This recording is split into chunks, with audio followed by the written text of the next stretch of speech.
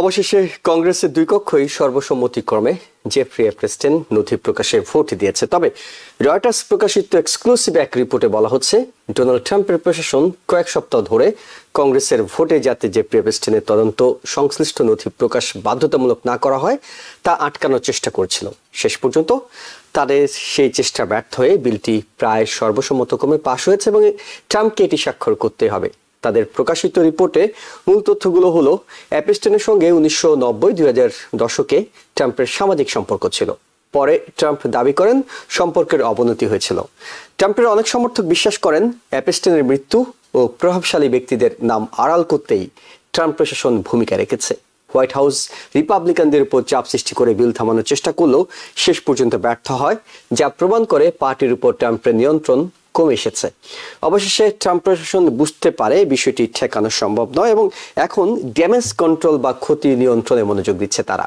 রয়টার্সের পরিচালিত জনমত জরিপে দেখা গেছে, অধিকাংশ আমেরিকান মনে করেন সরকার এপস্টেইন বিষয়ে তথ্য গোপন করছে। তাদের বিশ্লেষণ, এপস্টেইন সম্পর্কিত নথি সরকারিভাবে প্রকাশ হবে এবং বিষয়টি ট্রাম্প প্রশাসনের জন্য রাজনৈতিক সংকটে পরিণত হয়েছে। নিউ ইয়র্ক সিটির জন্য 3টি আপডেট রয়েছে।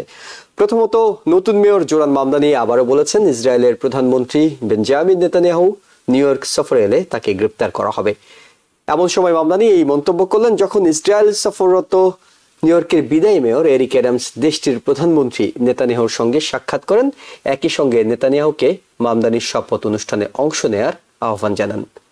দ্বিতীয়ত, প্রায় 2 সপ্তাহ ধরে দফায় দফায় আলোচনার পর মামদানি প্রশাসনে এনওয়াইপিডি কমিশনার হিসেবে দায়িত্ব পালনে সম্মত হয়েছেন বর্তমান কমিশনার জেসিকা টিশ। এটি আলোচিত ঘটনা, কারণ আমেরিকার আলোচিত ধনাঢ্য টিশ পরিবারের সদস্য জেসিকা, যার পরিবারের সদস্যরা সবশেষ মেয়র নির্বাচনে মামদানির বিরুদ্ধে কাজ করতে সুপার প্যাকের তহবিলে দান করেছেন কয়েকশো হাজার ডলার। মুসলিম মেয়র মামদানি যেখানে ইসরায়েলের কট্টর সমালোচক ইহুদি ধর্মাবলম্বী, জেসিকা সেখানে ম্যানহাটনের সেন্ট্রাল সিনেগগের সদস্য। এছাড়া মেয়র অ্যাডামস প্রস্তাবিত সিটিতে 5000 নতুন পুলিশ নিয়োগ দেওয়ার পক্ষে জেসিকার অবস্থান হলেও মামদানি পুলিশকে আরো সক্রিয় এবং ওভারটাইম কমিয়ে দেওয়ার পক্ষে। তবে শেষ পর্যন্ত স্টেট গভর্নর কেতি হুকুল এবং অ্যাটর্নি জেনারেল লেটিশিয়া জেমস মামদানিকে উৎসাহিত করেছেন জেসিকাকেই কমিশনার পদে রাখতে। আর তৃতীয় ঘটনাটি হলো, ওয়ার্ডার টম হোমেন জানিয়েছেন তিনি নিউ ইয়র্ক সিটিতে আইএসের অভিযান জোরদার করার কথা ভাবছেন। এ বিষয়ে গভর্নরের পক্ষ থেকে তীব্র প্রতিক্রিয়া জানানো হয়েছে। বাংলাদেশে আলোচিত মানবতা বিরোধী অপরাধ ট্রাইব্যুনালে ক্ষমতাচ্যুত সাবেক প্রধানমন্ত্রী শেখ হাসিনার মৃত্যুদণ্ড রায়ের পর নানা বিশ্লেষণ চলছে। জামায়াত নেতাদের এই ট্রাইব্যুনালের বিচারের সময় আইসিটির নানা বিচ্যুতি নিয়ে সমালোচনাকারী আলোচিত সাংবাদিক ডেভিড বার্গম্যান মনে করছেন হাসিনার বিচারেও ত্রুটিপূর্ণ বিচারিক যুক্তি উপস্থাপন করা হয়েছে। বিশেষ করে ঢাকা বিশ্ববিদ্যালয়ের সাবেক ভিসি সাথে শেখ হাসিনার যে টেলিফোন আলাপটির উপর ভিত্তি করে বিচারিক যুক্তি উপস্থাপন করা হয়েছে তা অত্যন্ত দুর্বল ছিল। এই বিষয়ে আসামি পক্ষের আইনজীবী এবং বিচারকদেরও দুর্বলতা রয়েছে বলে বিশ্লেষণ করেছেন তিনি। এইসব বিষয় নিয়ে কথা বলবো টিভিএন 24 নিউজ নেটওয়ার্কের নিয়মিত আয়োজন আওয়ার ডেমোক্রেসি অনুষ্ঠানে। আপনাদের সাথে আছি আমি এহসান জুয়েল এবং আমরা আমন্ত্রিত অতিথি হিসাবে যুক্ত করেছি ইউনিভার্সিটি অফ নর্থ ক্যারোলিনার প্রফেসর ডক্টর নাকিবুর রহমান এবং বাংলাদেশি আমেরিকান অ্যাডভোকেসি গ্রুপ বাগের প্রেসিডেন্ট জয়নাল আবেদিন। আপনাদের দুজনকে স্বাগত জানাচ্ছি। অনেকগুলো বিষয় নিয়ে আমরা দর্শকদের ধারণা দেওয়ার চেষ্টা করেছি। প্রফেসর ডক্টর নাকিবুর রহমান, আপনার কাছে শুরুতে যেটি জানতে চাই, এপস্টেইন শুরুতে আমরা দেখতাম যে ডোনাল্ড ট্রাম্প প্রশাসন এটি প্রকাশ করার ব্যাপারে আগ্রহী নয় এবং তাকেও যুক্ত করে অনেক কথা বলা হচ্ছিল। এখন যখন দেখা গেল কংগ্রেসের দুই কক্ষই একেবারে প্রায় সর্বসম্মতিক্রমে বলা হচ্ছে মাত্র একজন রিপাবলিকান এটির বিপক্ষে ভোট দিয়েছিলেন নিম্নকক্ষে, কিন্তু বাকি সবাই এটি প্রকাশ করতে চান এবং সর্বসম্মতিক্রমে সেনেটে যাওয়ার সঙ্গে সঙ্গে এটি পাশ হয়ে গেছে। প্রেসিডেন্ট ডোনাল্ড ট্রাম্পও এটি স্বাক্ষর করে দেবেন এবং অ্যাটর্নি জেনারেল পাম্বন্ডি বলছেন আগামী 30 দিনের মধ্যে এটি প্রকাশও করে দেওয়া হবে। যে কোনো দিন হতে পারে, আগামীকালকেও প্রকাশ করা হতে পারে। কেন আসলে মোড়টা ঘুরে গেল আলোচনার? কেন ট্রাম্প প্রশাসন এটি প্রকাশে কোনো অনাগ্রহ দেখাচ্ছে না? কিংবা আবার কেউ কেউ বলছেন এটি ট্রাম্পের রিপাবলিকানদের রাজনৈতিক একটা বিপর্যয় ডাকতে পারে। আসলে কোথায় গিয়ে এমন কি ঘটলো যে রাতারাতি সবাই সম্মত হয়ে গেলেন এটি প্রকাশ করতে? জি, অনেক ধন্যবাদ জুয়েল ভাই, এবং আপনার মাধ্যমে দর্শকদের শুভেচ্ছা জানিয়ে শুরু করছি। এটা খুবই ইন্টারেস্টিং। আপনি যে একটা কথা বলছিলেন যে ট্রাম্প প্রশাসনের পক্ষ থেকে এই বিলটা যাতে পাশ না হয় এটা অনেক দিন ধরে কালক্ষেপণ করা হয়েছে এবং এটা নিয়েও স্পিকার মাইক জনসনের উপরে অনেক ধরনের চাপ সৃষ্টি করা হয়েছে এবং ফাইনালি এটা ভোটের জন্য গিয়েছে। আমরা যদি ভোটের প্যাটার্নটা দেখি, শুধুমাত্র একজন কংগ্রেসম্যান লোয়ার হাউসে, হিগিন্স, যিনি লুইজিয়ানার রিপাবলিকান, তিনি এটার বিপক্ষে ভোট দিয়েছেন, রিভিল করার বিপক্ষে ভোট দিয়েছেন। টোটাল 427 জন পক্ষে ভোট দিয়েছেন। ডেমোক্রেটিক পার্টির মোটামুটি সবাই ভোট দিয়েছেন, 3 জন অনুপস্থিত ছিলেন, যার কারণে তারা ভোট দিতে পারেননি। এবং রিপাবলিকান দলের 216 জন এটার পক্ষে ভোট দিয়েছেন। একজন, আমি বললাম যিনি হিগিন্স, তিনি এরপর বিপক্ষে ভোট দিয়েছেন, একমাত্র কংগ্রেসম্যান, এবং বাকি 2 জন অনুপস্থিত ছিল। সো বলা যায় যে এরকম একেবারে ইউনানিমাসলি বিল পাশ করার ঘটনা কিন্তু খুব বিরল, যেটা আমরা দেখলাম। এটা খুবই একটা বিব্রতকর রাজনীতিবিদদের জন্য। সো এখানে এখনো প্রশ্নটা থাকে যে ন্যাশনাল সিকিউরিটি এবং অন্যান্য বিষয়ে সামনে এনে এটা রিভিল করার কথা হয়েছে, কিন্তু অনেক কিছু কিন্তু রিডাক্টেড হতে পারে। সো অনেকেই ধারণা করছে, আজকে আমি কয়েক জায়গায় শুনলাম, স্পেশালি নিউজ নেশনে কমেন্ট্রিটা যেটা বলছিল যে ডোনাল্ড ট্রাম্পের কিংবা আরো রিপাবলিকান বড় বড় ডোনার কিছু নাম হয়তো রিডাক্টেড হয়ে আসতে পারে, কিন্তু রিডাক্টেড করে ডকুমেন্ট রিলিজ করলে পরেও তারপরেও সেই রিডাকশনটা অনেকেই ডিসাইফার করার চেষ্টা করে। তো এখন সময় বলে দেবে। তবে আরেকটা থিওরি যেটা এখানে আছে, যে শুধুমাত্র যে ডোনাল্ড ট্রাম্পের নাম এখানে আসবে সেটা না। ডোনাল্ড ট্রাম্পের সাথে জেফ্রি এপস্টিনের সম্পর্কের কথা মোটামুটি সবাই জানে। 1990 সাল এবং 2000 সালের দশকের দিকে, 90-এর দশক এবং 2000 দশকের দিকে ডোনাল্ড ট্রাম্প সেই আইল্যান্ডের একজন নিয়মিত গেস্ট ছিলেন। এই ব্যাপারে তিনি কিন্তু মোটামুটি সবার এটা যদিও রিপাবলিকানদের ধর্মীয় যারা ব্যক্তি তারা এটাকে ডিনাই করার চেষ্টা করেন, কিন্তু আমরা ইতিপূর্বে যে দেখেছি যে ডোনাল্ড ট্রাম্পের নারী ঘটিত কোনো বিষয় নিয়ে তিনি এর চেয়ে বেশি বিব্রতকর আর কি হতে পারে, যে একজন পর্ন স্টারের সাথে তার সম্পর্কের কথা, সেই লসুট নিয়ে একেবারে নির্বাচনের সামনে অনেক আলোচনা হলো, কিন্তু এটার ব্যাপারেও এবং তিনি সেই সিভিল লসুটে হেরেও গিয়েছেন, অনেক জরিমানা করতে হয়েছে তাকে, কিন্তু এরপরও তিনি নির্বাচিত হয়েছেন। সুতরাং আমার মনে হয় যে ডোনাল্ড ট্রাম্প মনে করেন, কিংবা তার প্রশাসন হয়তো মনে করেন, এটা একটা থিওরি যে তার যে বেজ, সেই বেজ এই রিপোর্টে ডোনাল্ড ট্রাম্পের নাম আসাটাকে খুব বেশি গুরুত্ব দেবে না, কারণ তিনি এর থেকেও বড় বড় স্ক্যান্ডেলকে তিনি ওভারকাম করেছেন। কিন্তু ডেমোক্রেটিক পার্টির সাথে সংশ্লিষ্ট কিছু ব্যক্তিও কিন্তু এই লিস্টের মধ্যে তাদের নাম এসে যেতে পারে, কিছু ডোনারদের নাম, ইনক্লুডিং বিল ক্লিন্টন এবং আরো অনেকে। সো হয়তো রিপাবলিকান পার্টি এই নামগুলাকে নিয়ে একটা পলিটিক্স করবে, এটার একটা সম্ভাবনা আছে। এবং ডোনাল্ড ট্রাম্পের যেই বেস, তারা এতই শক্ত বেস যে ডোনাল্ড ট্রাম্পের বিতর্কিত যে কোনো কিছুই তারা নিজেদের পক্ষে একটা স্পিন করে। হয়তো তারা বলবে যে সেই সময় ডোনাল্ড ট্রাম্পের বয়স কম ছিল, তিনি পরবর্তীতে আরো ধার্মিক হয়েছেন, এ ধরনের একটা নেগেটিভ হয়তো তারা দাঁড় করানোর চেষ্টা করবে। Time will tell. সো দুইটা জিনিস হতে পারে, যেটা বললাম যে একটা ডোনাল্ড ট্রাম্প এবং বড় বড় কিছু ডোনারের নাম হয়তো রিডাক্টেড হতে পারে, অথবা ক্লিন্টন এবং ডেমোক্রেটিক ডোনার যারা আছে তাদের এগেনস্টে রিপাবলিকানরা এত বেশি ক্যাম্পেইন করবে যে ডোনাল্ড ট্রাম্পের পাপটাকে লঘু মনে হবে সে সময়, এটাও হতে পারে। ডক্টর নাকিবুর রহমান, আরেকটি প্রশ্ন আপনার কাছে করতে চাই। রয়টার্সের যে প্রতিবেদনটি আমরা দেখছিলাম, যে তারা বলছে ডোনাল্ড ট্রাম্প চাননি, কিন্তু রিপাবলিকান কংগ্রেসম্যানদের শেষ পর্যন্ত চাপে তাকে রাজি হতে হয়েছে। তারা বিশ্লেষণ করছে যে ডোনাল্ড ট্রাম্পের নিয়ন্ত্রণটা কিছুটা সীমিত হয়ে এসেছে।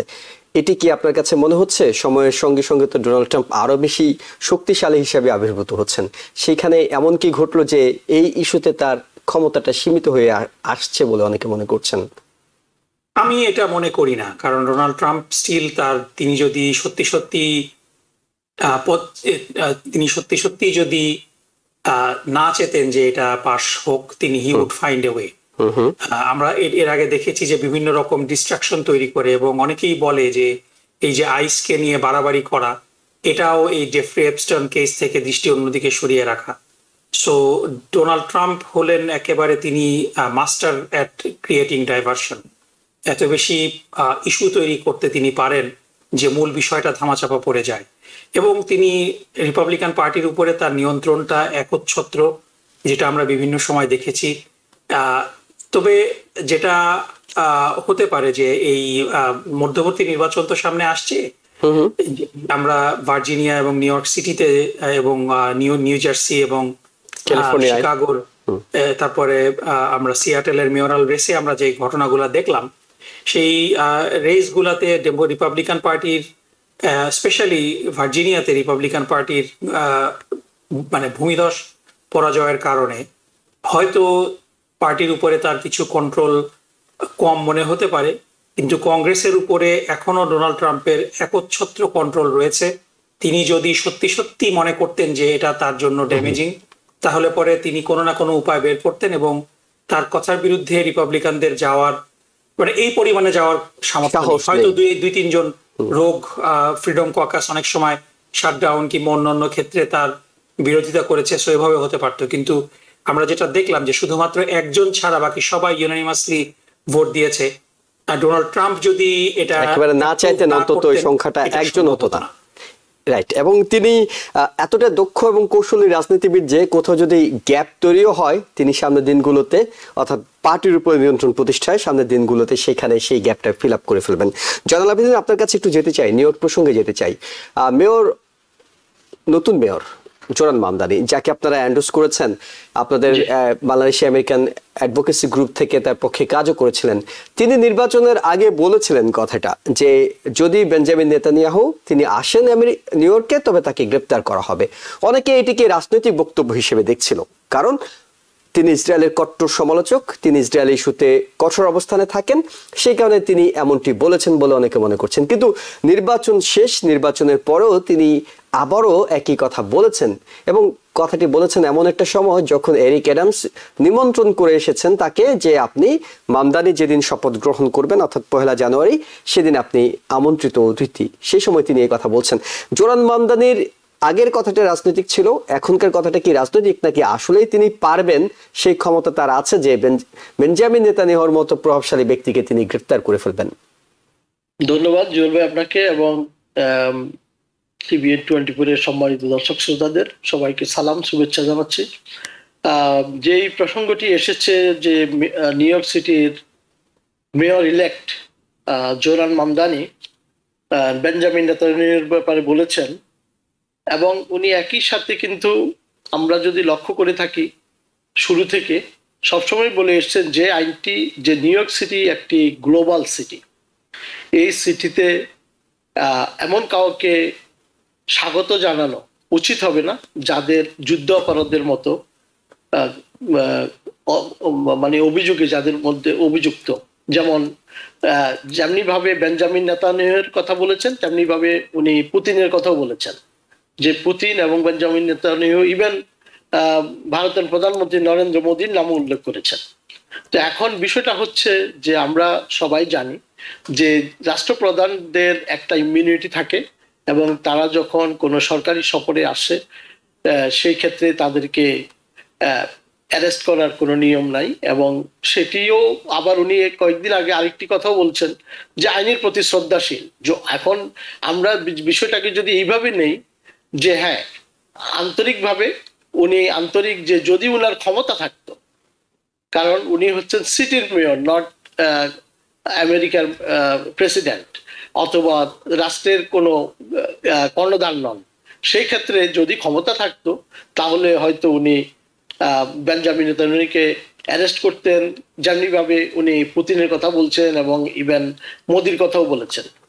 তো যে বিষয়টি এরিক আদম গত সপ্তাহে তো উনি ইসরায়েল সফর করেছেন এবং সেখানে বেঞ্জামিন নেতানিয়াহুকে 1 জানুয়ারি মেয়র শপথ অনুষ্ঠানে আসতে বলেছেন। জোরান মামদানির যে অনুষ্ঠান হবে, ইনগুরেশন হবে, সেখানে আমন্ত্রণ জানিয়েছেন। এবং শুধু এরিক আদম নন, কাউন্সিল মেম্বার ডিস্ট্রিক্ট 48 এর যিনি কাউন্সিল মেম্বার তিনিও বেঞ্জামিন নেতানিয়াহুকে একটা চিঠি দিয়েছেন আমন্ত্রণ জানিয়ে। এই জিনিসগুলো হচ্ছে আমরা যে ন্যারেটিভটা দেখে আসছি ইলেকশনের আগে থেকে, যে কিভাবে এক ন্যারেটিভটাকে অন্যদিকে নিয়ে জোরান মামদানিকে ড্যামেজ করার জন্য যেই পন্থাগুলো, এবং গত সপ্তাহে জোরান মামদানি কিন্তু বলেছে যে অ্যারিক আদম যে কাজগুলো করতেছে তার চলে যাওয়ার 60 দিন 55 দিন আগে, সেটি হচ্ছে যে তার যে কাজগুলো সিটিকে সার্ভ না করে মানে সিটিকে ড্যামেজ করার জন্য যেই কাজগুলো করছে তারই একটি উদাহরণ। এটা না হয় যেখানে বেঞ্জামিন নেতানিয়াহুকে মেয়র ইলেক্ট এই ধরনের, যেহেতু গাজা যুদ্ধটা যে অমানবিক একটা ঘটনা, সেখানে প্রায় 70,000-এর বেশি মানুষকে হত্যা করেছে, ইন্টারন্যাশনাল জাস্টিস সে নেতানিয়াহুর ব্যাপারে অ্যারেস্ট। জি জনাবদিন, আমরা যেটি জানতে চাই সেটি হলো মামদানি তো সেটি করতে পারবেন না। মামদানি তো বেঞ্জামিন নেতানিয়াহুকে গ্রেফতার করার মতো সামর্থ্য রাখেন না। পুতিন কিংবা মোদির কথা আমরা বাদই দিলাম, তাহলে তিনি যদি নাই করতে পারেন, সেই ক্ষমতা যদি তার নাই থাকে, তাহলে তিনি, আমি ক্ষমতা বলতে এটি বুঝাইনি যে তিনি এনআইপিডিকে পাঠাতে পারবেন না, আমি বুঝাতে চেয়েছি যে আপেক্ষিক অর্থে তিনি সেটি করতে পারবেন না। কারণ জাতিসংঘ কিংবা অন্যান্য যে আন্তর্জাতিক, মোহাম্মদ গাদ্দাফি থেকে শুরু করে অনেকেই তো এসেছিলেন, তারা এসে বক্তব্য রেখে চলেও গিয়েছেন। তো সেক্ষেত্রে মামদানি তাহলে কেন বলছেন তিনি গ্রেফতার করবেন? এর পিছনে কি কারণ থাকতে পারে? এর পিছনে যে কারণটি সেটি হচ্ছে, দেখেন যে রাজনৈতিক বিজ্ঞাপন যখন কথা বলে তার পিছনে একটু বাদ থাকে। আমরা যদি মনে করি যে উনি অ্যারেস্ট করবেন বলছেন আর অ্যারেস্ট করবেন, আসলে সেখানে শেষ নয়। ইফ আমি যদি পারতাম, আমাদের দেখতে হবে ওনার ক্ষমতাটা কতটুকু। যারা নির্বাচিত করেছে 1 মিলিয়নের বেশি ভোট তাকে দিয়ে, যারা নির্বাচিত করেছে তারা সবাই জানে তারা কাকে ভোট দিচ্ছে এবং তার পাওয়ার কতটুকু। ফলে ওই যে পিছনের যে কথাটা, এটা উজ্জ্বল, আমাদেরকে ধরে নিতে হবে যদি ক্ষমতা থাকতো দেন উনি করতেন, যেহেতু ক্ষমতা নাই উনি করবেন না। কিন্তু মানসিকভাবে এবং যে একটা মানসিক জোর, যে একটা মানসিক সাপোর্ট এখনো দেখাইতে চাচ্ছে, তারই প্রতিফলন করতেছে যে কম্প্রোমাইজ উনি করতে চাননি। ওকে, ডক্টর নাকিবুর রহমান, আপনি কিছু যোগ করবেন? সাথে একটি প্রশ্ন আপনার কাছে রাখতে চাই, সেটা হলো যে মামদানির ব্যাপারে নির্বাচনী প্রচারণায় তার প্রতিদ্বন্দ্বীরা বারবার করে যে বিষয়টি বলছিলেন, বিশেষ করে এন্ড্রু কুমো, যে মামদানি অভিজ্ঞ নয়, তার 34 বছর বয়সকে বোঝানো হয়েছে। এবং এটা তো ঠিক যে বৃহৎ পরিসরে রাজনীতি সামাল দেওয়ার অভিজ্ঞতা, মামদানি প্রচারণায় অনেক কৌশলগত নতুনত্ব দেখিয়েছেন, কিন্তু একদম সুপার প্যাক থেকে শুরু করে আরো বড় পরিসরে রাষ্ট্র, ফেডারেল সবাইকে মোকাবেলা করতে এখন পর্যন্ত তাকে হয়নি। কিন্তু বলা হচ্ছে তিনি 34 বছর, তার বয়স কম, তাকে উস্কানি দেওয়ার কৌশল হিসেবে হয়তো এরিক অ্যাডামস এই কাজটি করতে পারেন, যে মামদানিকে একটা উস্কানি দিয়ে দিই, আমি বেঞ্জামিন নেতানিয়াহুকে আমন্ত্রণ জানাই। মামদানিকে সেই উস্কানিতে পা দিচ্ছেন বলে, ফাঁদে পা দিচ্ছেন বলে আপনার কাছে মনে হচ্ছে? আমি প্রথমে একটু যোগ করি যে যেই অ্যারেস্ট ওয়ারেন্টটা বেঞ্জামিন নেতানিয়াহুর ব্যাপারে আছে, এটা হলো ইন্টারন্যাশনাল ক্রিমিনাল কোর্ট থেকে, আইসিসি থেকে দেওয়া, এবং রোম স্ট্যাটিউটের সিগনেচারি কিন্তু মার্কিন যুক্তরাষ্ট্র না। তার অর্থ এটাই যে আইসিসির এই অ্যারেস্ট ওয়ারেন্টটা আমেরিকাতে প্রযোজ্য না।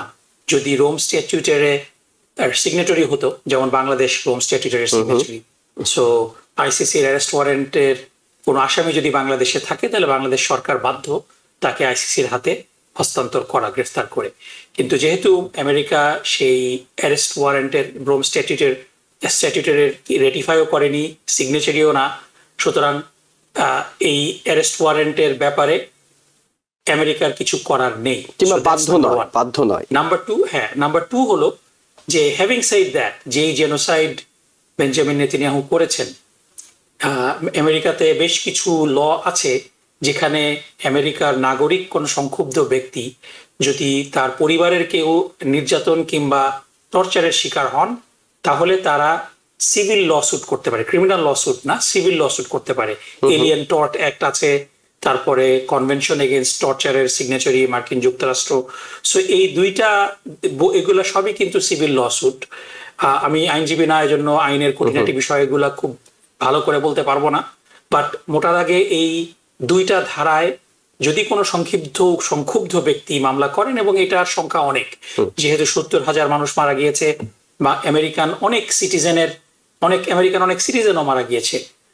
শিরিন আবু আকলে, যিনি একজন আমেরিকান সাংবাদিক ছিলেন, তিনিও মারা গিয়েছেন। তার হত্যাকাণ্ডর ব্যাপারেও তার আত্মীয়রা কিন্তু মামলা করতে পারে। সো এই মামলাগুলো যদি করা হয় নিউ ইয়র্কের কোনো কোর্টে, এবং এনওয়াইপিডি কিন্তু ফেডারেল গভর্নমেন্ট কিংবা ডোনাল্ড ট্রাম্পের আন্ডারে না, এনওয়াইপিডি হলো জোহরান মামদানির আন্ডারে হবে জানুয়ারির 1 তারিখ থেকে। ডেফিনেটলি যখন রাষ্ট্রপ্রধানরা আসে তখন সিক্রেট সার্ভিস তাদেরকে প্রোটোকল দেয়, সো সিক্রেট সার্ভিসের প্রোটোকল থাকবে, সাথে সাথেও কিন্তু তাদেরকে এনওয়াইপিডিও প্রোটোকল দেয়। রাইট। সুতরাং এক্সিস্টিং অবস্থাতে এনওয়াইপিডির কোনো জুরিসডিকশন থাকবে না বেঞ্জামিন নেতানিয়াহুকে অ্যারেস্ট করার। কিন্তু যদি কোনো সংক্ষুব্ধ ব্যক্তি ওই দুইটা আইনের আন্ডারে, এলিয়েন টর্ট কিংবা কনভেনশন এগেইনস্ট টর্চার, এই দুইটা আইনে যদি কোনো মামলা করতে পারে তখন ইট উইল বি ইন্টারেস্টিং। তখন জোহরান মামদানি কি করেন এটা দেখার বিষয়। আমি সেটাই বলছিলাম যে ধরুন মামলা করার পরও তো আমেরিকার নীতির বাইরে গিয়ে ওনার সিটিতে এসেছে বলে উনি গ্রেপ্তার করে ফেলবেন, একটা কেওয়াস তৈরি করে দেবেন, এতটা নিশ্চয়ই বোকা নয় জোহরান মামদানি। তখন it will be very interesting to see তখন, কারণ মানে তিনি আমেরিকাতে যেই বিভিন্ন প্রশাসন, স্টেট গুলার যে স্বাধীনতা আছে, সিটি গুলার যে স্বাধীনতা আছে, তারপরে জুডিশিয়ারি থেকে প্রশাসন যেরকম সেপারেশন আছে, ইট উইল বি ভেরি ইন্টারেস্টিং যে প্রেসিডেন্ট এই মানে বিচারের উপরে হস্তক্ষেপ করতে পারেন কিনা, এগুলো কিন্তু তখন সাংবিধানিক প্রশ্ন হবে। সো এরকম যদি মামলা কেউ করে ফেলে, আমার বিশ্বাস যে ডিপ্লোম্যাটিক একটা কেওয়াস সৃষ্টি হবে যদি তখন নেতানিয়াহু আসার চেষ্টা করেন। সো এই জিনিসগুলো হয়তো এই মানে ঘটনা এত দূর যাওয়ার আগেই হয়তো কোনো একটা রিজলভ, এবং কিপ ইন মাইন্ড এগুলো কিন্তু সিভিল লসুট, ক্রিমিনাল লসুট না, এবং এই সিভিল লসুটে যদি তাকে গ্রেফতারও করা হয় এটা জামিনযোগ্য, সাথে সাথে জামিন পেয়ে যাবেন তিনি। কিন্তু তিনি নিশ্চিত হয়ে আসবেন, কূটনীতিক একটা পলিটিক্যাল থিয়েট্রিক তৈরি হবে। কিন্তু তিনি তো নিঃসন্দেহে কূটনীতিক লেভেলে নিশ্চিত হয়ে আসবেন যে তার জন্য কোনো থ্রেট নেই, সেটাও তো ডিপ্লোম্যাটিক ইমিউনিটি। তারপরে এখানে অনেকগুলো বিষয় আছে, আইনগত বিষয় আছে যে ইউনাইটেড নেশনস এর যারা ইউনাইটেড নেশনস নিউ ইয়র্কে করা হয়েছে উইথ দ্য গ্যারান্টি যে ইভেন আমেরিকার সাথে যারা ইরানের সমস্ত রাষ্ট্রপ্রধানরা এসেছেন, তারপরে ইয়াসির আরাফাত এসেছেন, তারপরে ভেনেজুয়েলার প্রেসিডেন্ট এসেছেন, কিন্তু এই বছর কিন্তু এই ইউএনজিএ তে আমরা একটা ব্যতয় দেখেছি যে ডোনাল্ড ট্রাম্পের প্রশাসন কিছু রাষ্ট্রপ্রধান যেমন মাহমুদ আব্বাসকে ভিসা দেওয়া হয়নি, অনেককে ভিসা দেওয়া হয়নি, যেটা আনপ্রেসিডেন্টেড, এটা ইউএন এর চুক্তির একটা ব্যতয় ঘটেছে।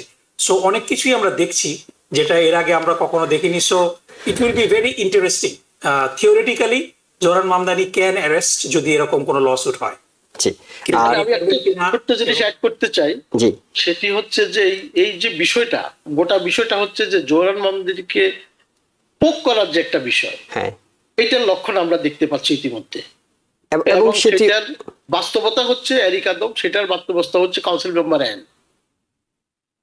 এবং সেই প্রশ্নটি কিন্তু আমি ডক্টর নাকিব আপনার কাছে জানতে চাচ্ছিলাম যে তাকে পোক করা হচ্ছে, রাজনৈতিক প্রাজ্ঞতা যাদের মধ্যে রয়েছে তারা কিন্তু খুব ম্যাচিউরলি সেখানে রেসপন্স করেন। জোহরান মামদানিকে প্রশ্নটি করেছিলাম এরকম ভাবে যে তার বয়স 34, এটি প্রমাণ করার একটা চেষ্টা হয়েছিল নির্বাচনের আগে, তিনি অনভিজ্ঞ। এখন তার কাজে কর্মে কিংবা এই পোক করার যদি তিনি রিয়েক্ট করতে থাকেন, সেক্ষেত্রে তার অনভিজ্ঞতাটাকেই কি সামনে নিয়ে আসা হবে কিনা? আমি মনে করি না যে, কারণ তিনি অনভিজ্ঞ এটা আমি মানতে নারাজ, because he ran a very fine campaign, একেবারে 0% না, ক্যাম্পেইন এবং প্রশাসন দুটোর মধ্যে পার্থক্য আছে, সেটাও নিশ্চয়ই আপনার জানা আছে। এই যে দীর্ঘদিনের ক্যাম্পেইনটা ম্যানেজ করা, এত বৈরী পরিস্থিতি, তিনি কিন্তু কোনো তাকে যারা বেইট করতে চেয়েছে, তাকে যারা প্রভোক করতে চেয়েছে, তিনি কিন্তু রেসপন্ড করেছেন খুব ম্যাচিউর ওয়েতে। এবং এটা আমার বিশ্বাস যে তাকে যারা প্রভোক করছে, তাকে যারা বিভিন্ন সমস্যার মধ্যে ড্র্যাগ করতে নিয়ে যাচ্ছে, হি উইল রেসপন্ড ম্যাচিউরলি। এবং আমি মানে মোটামুটি আপনাকে বলে দিতে পারি যে এরিক অ্যাডামস যেই প্রস্তাব করছেন নেতানিয়াহু, এটা রেসপন্ড করার এই কোনো কারণ নেই। একজন মেয়রের শপথ গ্রহণ অনুষ্ঠানে ইসরায়েলের প্রধানমন্ত্রী আসার কোনো কারণ নেই। আমরা ইতিমধ্যে লক্ষ্য করছি আজকে যে জেসিকা টিশ, আমি এই প্রসঙ্গটাই আপনার কাছে আসতাম, সেটি হলো যে জি বলুন জনাব। জেসিকা টিশকে যে অ্যাপয়েন্টমেন্ট দিল, জেসিকা টিশের যে ধারণা, উনি গত এক বছরে নিউ ইয়র্ক সিটির যে ক্রাইমটাকে কিছুটা হ্রাস করতে সম্মত হয়েছেন, কিন্তু যে বাম শিবিরে ওনার অ্যাকসেপ্টেন্স নাই। এবং জোরান মামদানি বাম যেই ডেমোক্রেটিক সোশ্যালিস্ট যে ফোরাম থেকে নির্বাচিত হইয়া জেসিকা টিসকে নেওয়া হলো, বোঝা যাচ্ছে যে হি উইল কম্প্রোমাইজ সামওয়াট। এটা তিনি আজকে ফিক্স 11 এর ইন্টারভিউতে বলছিলেন যে এটাই আমি আসলে প্রমাণ করতে চাই যে রাজনৈতিক ভিন্ন মত যদি থাকে কারোর সাথে, কিন্তু তিনি যদি দক্ষ হন আমার প্রশাসনে তার জায়গা আছে। জোরান মামদানি বলছিলেন জেসিকা টিসকে কেন আমি আলোকপাত করতে চাই। আমরা দেখেছি গত 2-3 দিনে প্রেসিডেন্ট ট্রাম্পের সাথে খুব সম্প্রতি মিটিংটা হবে এবং ওয়াশিংটনে যেতে হবে। আগে যেমনি ভাবে বলেছে for the city he want to go, he will go above and beyond if necessary। এই যে বিষয়টা, সেটাকে প্রুভ করার জন্য মানে যে ম্যাচুরিটি যে প্রশ্নটা এসছে, এবং আমি ডক্টর নকিবুর রহমান ওনার সাথে একমত যে he will act accordingly. He is not immature. He is matured enough to understand US politics. That's why he is the mayor elect. এবং সেটাই তার ভোটারদের আসলে প্রত্যাশা যে তিনি এমন কিছু কাজ করবেন যে ভোটাররা বের হয়ে এসেছেন, ভোট কেন্দ্রে কখনো যাননি কিন্তু তার জন্য গিয়েছেন, তাদের প্রত্যাশা পূরণ করবেন। আমরা একটা ছোট্ট বিরতি নিতে হচ্ছে, ফিরে আসছি, বাংলাদেশ প্রসঙ্গে আলোচনা করব। দর্শক আমাদের সঙ্গে থাকুন। আবার স্বাগত ডেমোক্রেসি অনুষ্ঠানে, সঙ্গে আছে আমি এহসান জুয়েল এবং আমাদের সাথে আছেন ইউনিভার্সিটি অফ নর্থ ক্যারোলাইনার প্রফেসর ডক্টর নাকিবুর রহমান এবং বাংলাদেশ আমেরিকান অ্যাডভোকেসি গ্রুপ বাগের প্রেসিডেন্ট জয়নাল আবদিন। আপনাদের দুজনকে আবারও স্বাগত। প্রফেসর ডক্টর নাকিবুর রহমান, আমি জানি নিঃসন্দেহে আপনি ডেভিড বার্গম্যানের ভক্ত হওয়ার কথা, যেহেতু জামাতের নেতাদের যখন বিচার চলছিল একটার পর একটা তিনি যখন কেউ কথা বলছিল না, বাংলাদেশে বসেই তিনি সে সম্পর্কে সমালোচনা করে এসেছেন আইসিটির বিচারগুলো নিয়ে, এবং যে বিচারিক ত্রুটিগুলো আছে, বিচ্যুতিগুলো আছে, সেগুলো তিনি ইন্টারন্যাশনালি প্রচার করেছেন। সে ডেভিড বার্গম্যান এখন শেখ হাসিনার যে রায়টি হয়েছে সেটি নিয়ে তিনি প্রমাণগত দুর্বলতা নিয়ে লিখছেন। তিনি বলছেন যে টেলিফোন আলাপের উপর ভিত্তি করে রায়টি দেয়া হয়েছে সেটি যেমন দুর্বল ছিল, তেমনি আসামি পক্ষের আইনজীবী যেটি রাষ্ট্র থেকে শেখ হাসিনা পক্ষে দেওয়া হয়েছিল তিনি কিংবা বিচারকরাও সেটি যাচাই বাছাই করার মতো, চ্যালেঞ্জ করার মতো দক্ষতা দেখাতে পারেননি। যেটি ঢাকা বিশ্ববিদ্যালয়ের উপাচার্যের সঙ্গে শেখ হাসিনার যে টেলিফোন আলাপটি ছিল, যেখানে তিনি বলছিলেন যে রাজাকারদেরকে যেভাবে ফাঁসি দিয়েছি ছাত্রদেরকে সেভাবে ফাঁসি দেব, এই ধরনের কথাগুলো বলছিলেন। পুরো আলোচনাটি ডেভিড বার্গম্যানের এই সমালোচনাটিকে আপনি কিভাবে দেখছেন কিংবা তার যুক্তিগুলো কিভাবে খণ্ডন করতে পারবেন? জি, অবশ্যই ডেভিড বার্গম্যানের প্রতি আমাদের সবারই অনেক সম্মান রয়েছে। তিনি খুবই সাহসী একজন সাংবাদিক এবং তার যে ওপিনিয়ন, সেই ওপিনিয়নকে আমি ডেফিনেটলি শ্রদ্ধা করি এবং এই শ্রদ্ধা রেখেই তিনি যেই দুইটা বিষয় নিয়ে প্রশ্ন তুলেছেন এবং তার প্রথম যেই প্রশ্নটা, সেই প্রশ্নের ব্যাপারে আমি তার সাথে ডেফিনেটলি একমত যে তার শেখ হাসিনার যিনি আইনজীবী তিনি অবশ্যই দক্ষতার পরিচয় দিতে পারেননি এবং এজন্য আমরা কাকে দায়ী করব? শেখ হাসিনার আইনজীবীকে তো শেখ হাসিনা নিজে নিয়োগ দিতে পারতেন, তিনি সেটা করেননি। তিনি পলাতক ছিলেন, তিনি আইনের প্রতি কোনো রকম সম্মান প্রদর্শন করেননি। তিনি এই কোর্টটা নিজেই প্রতিষ্ঠিত করেছিলেন, তার নিজের প্রতিষ্ঠিত করা কোর্ট যেটাকে আন্তর্জাতিক কমিউনিটি সমালোচনা করেছেন এবং যেই বিষয়গুলো নিয়ে সমালোচনা করা হয়েছিল, যে 4টি বিষয় নিয়ে, সেই সমালোচনাগুলোকে অ্যাড্রেস করে এই কোর্টকে ট্রান্সপারেন্ট করা হয়েছিল। এই কোর্টকে একেবারে কোর্টের সমস্ত প্রসিডিংস গুলা লাইভ দেখানো হয়েছিল এবং রায়ও লাইভ পড়ে শোনানো হয়েছে। সমস্ত দুনিয়ার মানুষের এই বিচার দেখার এবিলিটিটা ছিল, যেটা কিন্তু এর আগে কখনো হয়নি। এবং আপনারা দেখবেন যে ডেভিড বার্গম্যান এর আগের যেই বিচারগুলা তার ব্যাপারে প্রতিটি দিনই তিনি অসংখ্য লেখা লিখেছেন, মানে এটা অগণিত অসঙ্গতি। সো সেই অগণিত অসঙ্গতির সাথে যদি দুইটা অসঙ্গতিকে আমরা কম্পেয়ার করি, স্টিল ইট ইজ বলা যেতে পারে যে বাংলাদেশের স্ট্যান্ডার্ডে এটা ডেফিনেটলি একটা বড় মানে প্রোগ্রেস আমি মনে করি। সো ডেফিনেটলি যদি শেখ হাসিনা আরো ভালো আইনজীবী নিয়োগ করতেন, সেই আইনজীবীরা আরো ভালোভাবে শেখ হাসিনাকে ডিফেন্ড করতে পারতো। কিন্তু এই দায় দায়িত্ব তো প্রসিকিউশনেরও না, এই দায় দায়িত্ব তো সরকারেরও না। সরকার একজন পাবলিক প্রসিকিউটর দিয়েছে, সেই পাবলিক প্রসিকিউটর তার যে সামর্থ্য, সেই সামর্থ্য অনুযায়ী ডিফেন্ড করার চেষ্টা করেছে এবং পাবলিক প্রসিকিউটররা ভালোভাবে ডিফেন্ড করতে পারে না। সো এটার জন্য শেখ হাসিনাই দায়ী। দ্বিতীয় যে বিষয়টির অবতারণা করেছেন ডেভিড বার্গম্যান, আমি ডেভিড বার্গম্যানের প্রতি শ্রদ্ধা রেখেই বলবো যে তিনি খুব অবান্তর একটা কথা বলেছেন, বিচারপতিদের দায়িত্ব কিন্তু ইনভেস্টিগেট করা না, এবং এই কাজটাই গত আওয়ামী লীগ আমলে ট্রাইব্যুনাল যেই বিচারিক হত্যাকাণ্ড সংগঠিত করেছে তারা করেছে। অধ্যাপক গোলাম আজম সাহেবের মামলার রায়ে বিচারপতি নিজামুল হক নাসিম বলেছেন যে প্রসিকিউশন টিম অপরাধ প্রমাণ করতে ব্যর্থ হয়েছে, কিন্তু জাতীয় স্বার্থে তিনি নিজে উদ্যোগী হয়ে তিনি মনে করেন যে গোলাম আজম অপরাধী।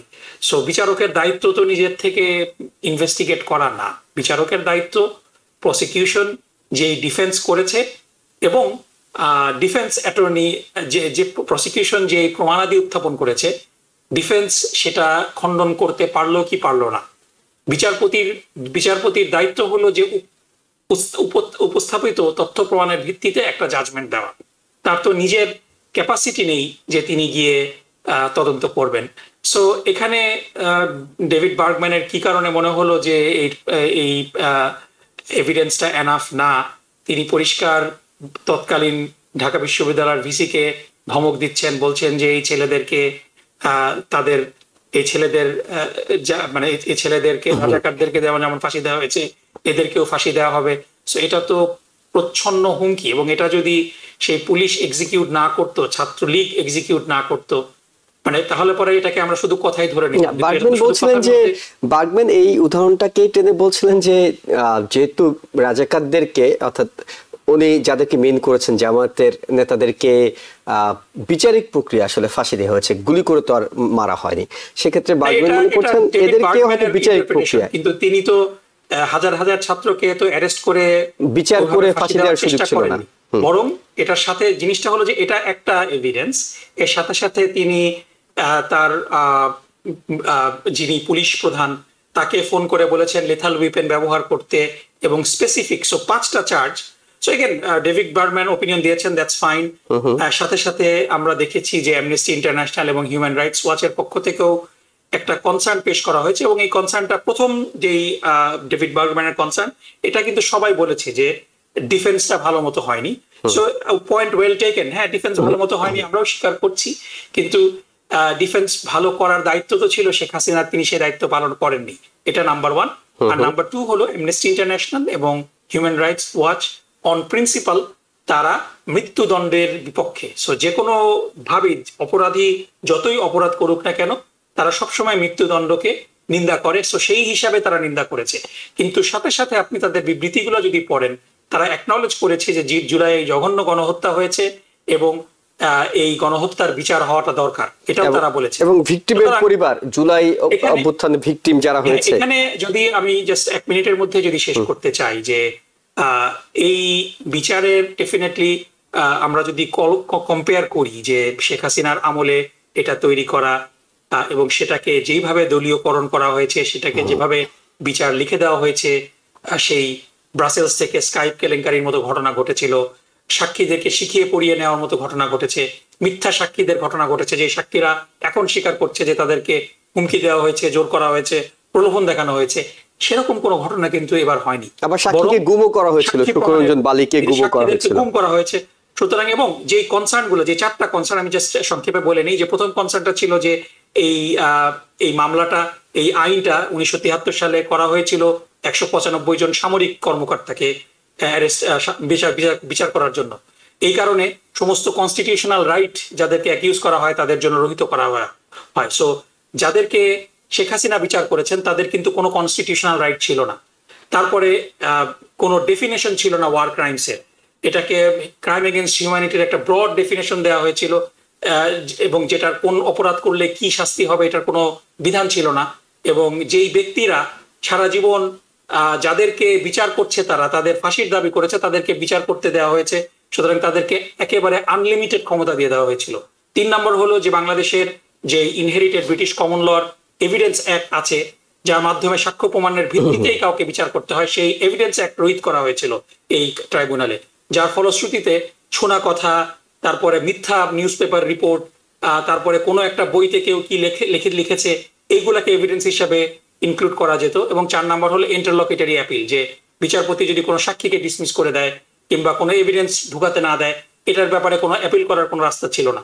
সো এই চারটা যে ইন্টারন্যাশনাল কমিউনিটির কনসার্ন, এটা কিন্তু এই নতুন করে যেই রিফর্ম করা হয়েছিল আইসিটি কিন্তু আন্তর্জাতিক মানবাধিকার সংস্থাগুলোর সাথে কথা বলে তাদের রিকমেন্ডেশন অনুযায়ী কিন্তু চেঞ্জ করেছে নিজেদেরকে। সুতরাং ওই কনসার্ন গুলো এখন নেই। ইন্টারন্যাশনাল কমিউনিটি শুধু একটা কনসার্ন অ্যাড্রেস করতে পারেনি আইসিটি, সেটা হলো যে এই ডেথ পেনাল্টি রহিত করার একটা কনসার্ন দিয়েছিল, এবং এটা এই জন্য দিয়েছিল যে ডেথ পেনাল্টি থাকলে যাদেরকে মৃত্যুদণ্ড দেওয়া হবে তাদেরকে দেশে ফিরিয়ে আনতে আন্তর্জাতিক কমিউনিটির সহযোগিতা পাওয়াটা একটু কঠিন। কিন্তু আমরা তারপরেও দেখেছি যে ইউরোপিয়ান ইউনিয়নের কোনো দেশে কিন্তু এখন ডেথ পেনাল্টি নাই। সেই ইউরোপিয়ান দেশগুলো থেকে কোনো বিবৃতি আসেনি। Even human rights watch, amnesty international যে বিবৃতিটা দিয়েছে এটা একেবারে স্ট্রাকচার্ড বিবৃতি, কারণ তারা ডেথ পেনাল্টি অপোজ করে। ইভেন ইন্ডিয়া থেকেও যে বিবৃতিটা এসেছে সেটা কিন্তু তারা বলেছে যে তারা দে আর টেকিং এ নোটিস, তারা কিন্তু নিন্দা করেনি। সুতরাং আমরা পরিষ্কারভাবে দেখতে পাচ্ছি যে আন্তর্জাতিক কমিউনিটি এই রায়কে এন্ডোর্স করছে এবং আন্তর্জাতিকভাবে আওয়ামী লীগ বন্ধুহীন হয়ে পড়ছে। ইভেন বাংলাদেশেও আওয়ামী লীগ কেউ কিন্তু এই রায়ের বিরুদ্ধে প্রকাশ্যে, ফেসবুকে অনেক লম্ফ দেখেছি লকডাউনের, প্রকাশ্যে কিন্তু কেউ আসতে সাহস পায়নি। যেটা কিন্তু আমরা দেখেছিলাম যে জামাতের নেতৃবৃন্দকে যখন ফাঁসি দেওয়া হলো কিংবা রায় দেওয়া হলো, তখন আল্লামা সাইদি সাহেবের রায়ের দিন বাংলাদেশে প্রায় 200 মানুষকে গুলি করে হত্যা করা হয়েছিল, কারণ মানুষ রাস্তায় এসেছিল। সো সেরকম কোনো কিছু কিন্তু আমরা দেখছি না। সো এই রায়ের মাধ্যমে এটাও প্রমাণ হলো যে আওয়ামী লীগের সত্যিকার অর্থে জনপ্রিয়তা একেবারে শূন্যের কোঠায়। তাদের প্রতি মানুষের যে শ্রদ্ধা কিংবা সম্মান কিংবা সমর্থন, এটাও একেবারে নিম্নগামী এবং আন্তর্জাতিকভাবে। স্টেট ডিপার্টমেন্টের কোনো বিবৃতি কি দেখেছিলেন এই বিষয়ে? আমার চোখে পড়েনি, নাকি বরং আপনি কি দেখেছেন? মানে আমেরিকান স্টেট ডিপার্টমেন্ট কোনো বিবৃতি দিয়েছে কিনা? স্টেট ডিপার্টমেন্ট এই বিষয়ে কোনো বক্তব্য দেয়নি, ইউরোপিয়ান ইউনিয়ন কোনো বক্তব্য দেয়নি। শুধুমাত্র একটি মাত্র সরকার বক্তব্য দিয়েছে, সেটা হলো ভারত সরকার। তারা কনস্ট্রাকটিভলি বিষয়টি দেখছে, দেখছে কন্ডেম মানে কনসার্ন প্রকাশ করেছে শুধু amnesty international, international crisis group এবং হিউম্যান রাইটস ওয়াচ, এবং তারা মূলত কনসার্ন প্রকাশ করেছে মৃত্যুদণ্ডের বিষয়টি নিয়ে। এটা বললাম যে ডেথ সেন্টেন্স তারা পছন্দ করে না, এবং শেখ হাসিনার আত্মপক্ষ সমর্থনের জন্য যে আইনজীবী নিয়োগ দেওয়া হয়েছিল সেই আইনজীবীটা অত ভালো ছিল না। সো এই দুইটা বিষয়, এবং এই দুইটা definitely well taken, concern well taken. Janabuddin, আপনি যদি এই বিচার নিয়ে আপনার কোনো বিশ্লেষণ থাকে, অর্থাৎ বিচার দুর্বল ছিল কিনা কিংবা বিচারে কোনো ত্রুটি আপনার চোখে পড়েছে কিনা, পাশাপাশি আপনার কাছে যেটি জানতে চাই সেটি হলো, অনেকেই বলছেন যে এই বিচারে আওয়ামী লীগের সভানেত্রী এখনো দায়িত্বে আছেন শেখ হাসিনা, তাকে ফাঁসিতে ঝুলানো এটি আসলে বাংলাদেশে একটা রাজনৈতিক বিভাজনটাকে অনেক বাড়িয়ে তুলবে, দলগুলোর মধ্যে ভবিষ্যতে হানাহানি মারামারি, এবং এই কালচারটা ভবিষ্যতে অব্যাহত থাকলে বাংলাদেশ যে এক হয়ে এগুদের বিষয়টি সেটি বাধাগ্রস্ত হবে। কিন্তু আবার এটাও অনেকে যুক্তি দিচ্ছেন যে যদি বিচারই না হয় তাহলে তো সবাই এরকম মানুষ খুন করতে উৎসাহী হবেন। আপনার বিশ্লেষণটা একটু শুনি। আমার বিশ্লেষণ হচ্ছে, প্রথমত যে বিচারিক যে কোয়ালিটি, আমরা বাংলাদেশে অতীতে এই আন্তর্জাতিক অপরাধ আদালত যেটি 43 বছর আগের ঘটনাকে বিচার করে ফাঁসির কাস্টে ঝুলিয়েছে, এই যে বিষয়টা, আর এই যে বিচারটা হলো, এর মধ্যে তফাৎ হচ্ছে এই ঘটনাটি যেই কারণে শেখ হাসিনাকে এবং আসাদুজ্জামান কামালকে ফাঁসি দেওয়া হলো, এই ঘটনাটি ঘটেছে মাত্র 1.5 বছর আগে, অর্থাৎ অত্যন্ত দপদপে তকতকে ঘটনা। দ্বিতীয় যে বিষয়টি, আগের বিচারগুলোতে কাউকে রাজসাক্ষী হিসাবে পাওয়া যায়নি অথবা চেষ্টাও করা হয়নি, কিন্তু এই বিচারে রাজসাক্ষী হিসাবে ছিল এমন একজন যিনি অর্ডার তালিম করেছেন। অর্থাৎ যখন কোনো রাষ্ট্রপ্রধানকে বিচার করতে হয়, রাষ্ট্রপ্রধান তো আর নিজে গুলি করে না, মন্ত্রীও গুলি করে না, কিন্তু গুলির নির্দেশ যে দিয়েছে এটা অত্যন্ত ক্লিয়ারলি প্রুভ হয়েছে এইভাবে যে উনি যে কথা বলেছেন সেই কথাকে এআই এর মাধ্যমে বিভিন্নভাবে টেকনোলজির মাধ্যমে সেটাকে প্রুভ করা হয়েছে যে এটা উনারই কথা, উনি যে নির্দেশটা দিয়েছেন।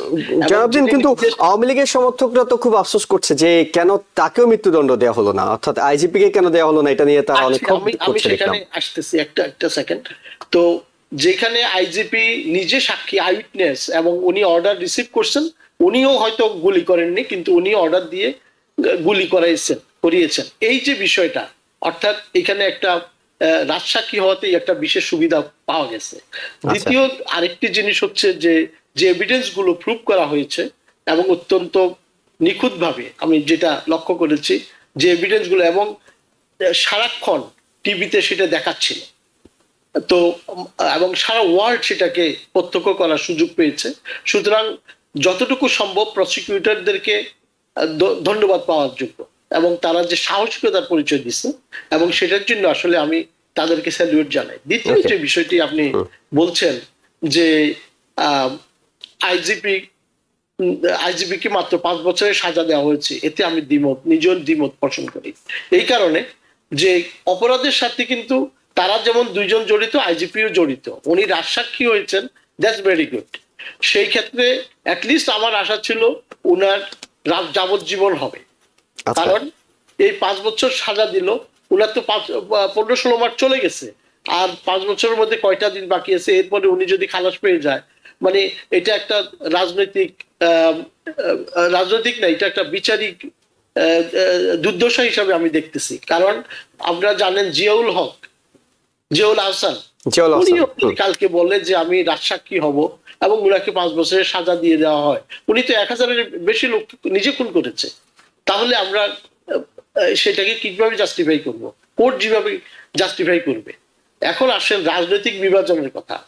আমি মনে করি হাসিনার এই ফাঁসির মাধ্যমে শেখ পরিবারের রাজনৈতিক মৃত্যু ঘটে গেছে। শেখ মুজিব পরিবারের আসবে না, রাজনৈতিক মৃত্যু। আচ্ছা, হয়তো কারণ আমরা দেখতেছি যে উনি তো দেশেই নাই, ফাঁসি দিবে কি করে?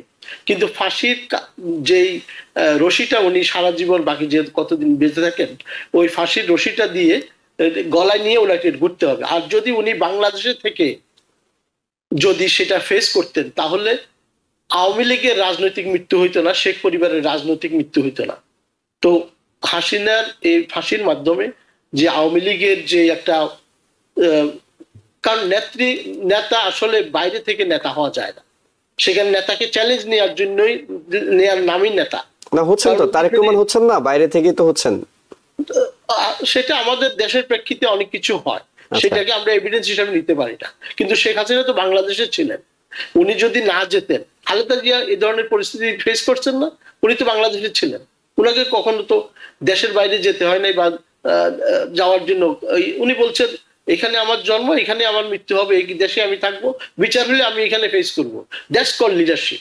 সো এই যে একদিকে শেখ হাসিনা এতদিন এই দলকে নেতৃত্ব দিল, কিন্তু তার রাজনৈতিক মৃত্যু তো ঘটেছেই, শেখ পরিবারের রাজনৈতিক মৃত্যু ঘটেছে। এখন বাংলাদেশের রাজনৈতিক বিভাজন, সেই কথাটি অত্যন্ত গুরুত্বপূর্ণ। কারণ হচ্ছে রাজনৈতিক বিভাজন এটা থাকবেই, কারণ কখন ছিল না?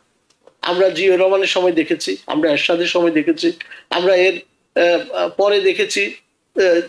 রাজনৈতিক বিভাজন সবসময় ছিল এবং এটা থাকবে। এর মধ্য দিয়েই বাংলাদেশের মানুষ অভ্যস্ত হয়ে গেছে যে বিভাজন করেও কিভাবে এই 24-এর অভ্যুত্থানের স্পিরিটটা ধারণ করে এই বর্তমানে যে দেশটা চলছে, সেই সরকারকে মানে সর্বাত্মক সহযোগিতা করা দরকার।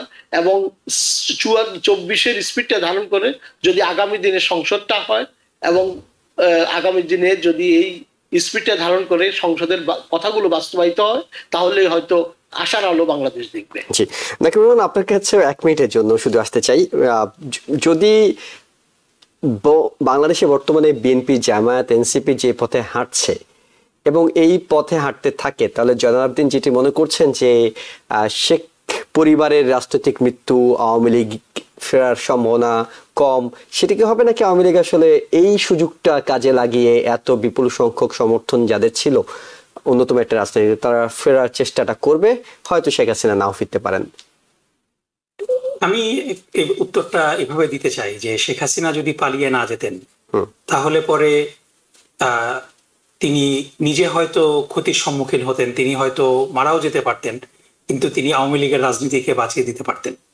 কিন্তু পলাতক তিনি যেভাবে পালিয়েছেন, এবং তিনি শুধু পালাননি, তার প্রশাসনের সমস্ত উল্লেখযোগ্য ব্যক্তিবর্গ, শুধু 2-1 ছাড়া, সাবের হোসেন চৌধুরী, তারপরে সিলেটের যে মন্ত্রী ছিলেন কি যেন নাম, অ্যারেস্ট হলেন আব্দুল মান্নান সাহেব, তাকে ছেড়ে দেওয়া হয়েছে। এরকম একজন দুজন যারা একেবারে মানে দুর্নীতির সাথে সম্পৃক্ত না, হত্যাযজ্ঞের সাথে সম্পৃক্ত না, মানে রিলেটিভলি ভালো মানুষ হিসেবে পরিচিত, এরা ছাড়া আপনি দেখেন যে 300 সংসদ সদস্য, ইভেন যারা বিরোধী দলের সদস্য ছিল, ইন্ডিপেন্ডেন্ট ছিল, তারাও পলাতক, বিচারপতিরা পলাতক, তারপরে তাদের সমস্ত